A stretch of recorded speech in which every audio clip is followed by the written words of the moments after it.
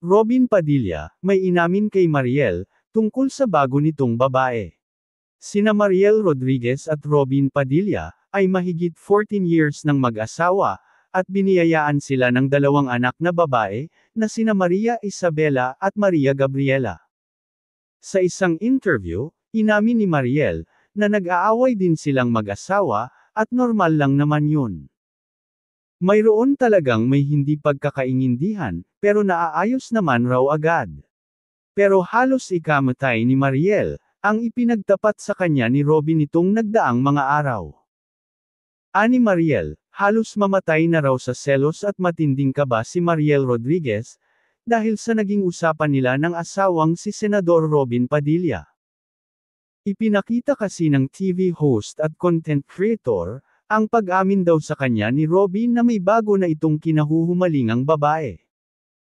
What if sabihin ng asawa mo may girlfriend siya? Ano reaction mo? Ang inilagay na caption ni Mariel sa kanyang Facebook post.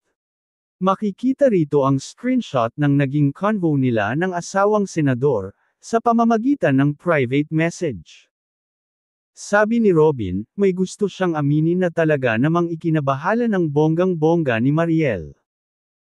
Pero inunahan na ng TV host si Robin, at sinabing kahit na ano pa ang ilalantad ng senador, ay mananatili pa rin siya sa likod nito at susuportahan siya kahit anong mangyari.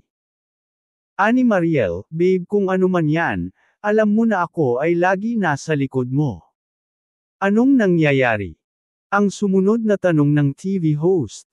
Babae babe, sagot naman ni Robin. Naglabas na yung babae ng ebidensya.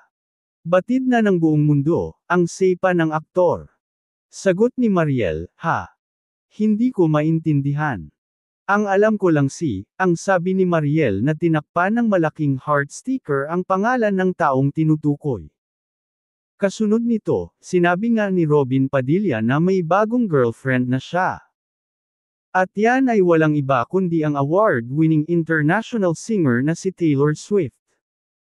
Titulo kasi ang name ni Robin sa bagong kanta ni Taylor Swift. Ayon kay Mariel, bakit gusto mo akong mamatay? Ikaw talaga. Yung kalamnan ko, Diyos ko. Banta pa ni Mariel sa asawa, huwag kang magkaka-girlfriend, mamamatay ako. Pero ang tunay na issue para sa mga netizens, ay kung sino ang taong tinutukoy ni Mariel na pwedeng maging lover ng kanyang asawa. Narito ang ilang comments sa FB post ni Mariel. Sino po? Patanggal na ng sticker please, baka di po ako makatulog. Sino po?